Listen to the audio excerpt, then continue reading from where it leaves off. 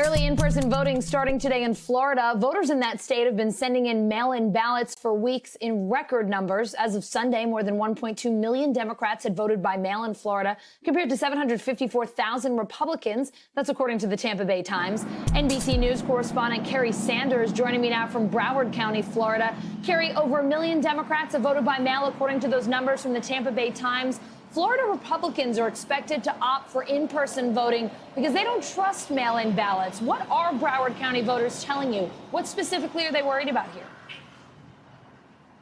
Well, a lot of people in the Republican Party were following the president's lead, saying that they were suspicious of whether a mail-in ballot would actually make it and ultimately be counted. So, indeed, you are correct. It's expected more Republicans will be showing up the polls. I'm in a very heavily Democratic county. This is a very blue county in Broward. So we haven't really had a chance today here to talk to many Republicans. But we do have something here that I got to say is pretty amazing. Let me step out of the way here and look at this woman, Julia Moreno, just arrived right here, and you read it. I'm only 106 years old, and I vote.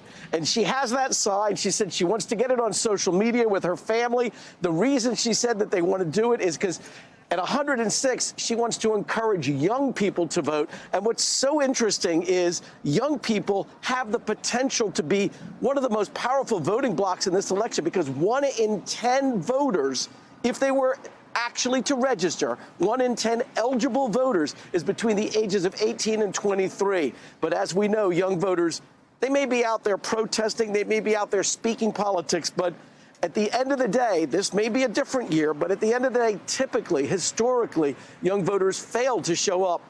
But at 106 years old, she has no problem showing up here, her family with her.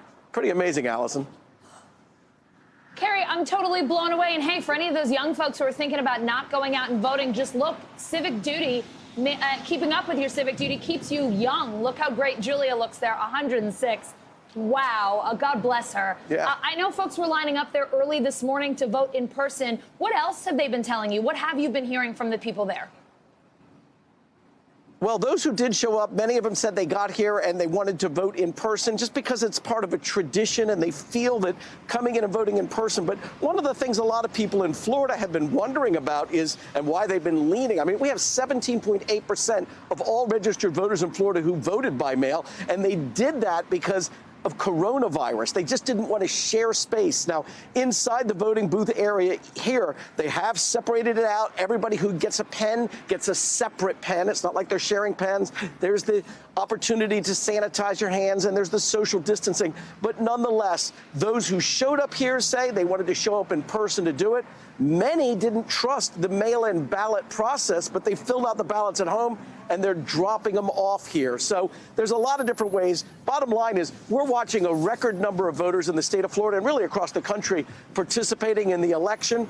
The reason there's so much attention on Florida is President Trump won Florida 4 years ago by just 1% margin, and this is a very purple state. It's evenly split, basically, between registered Republicans and Democrats, and so it's expected, with 29 electoral votes here, that Florida is still very much in play.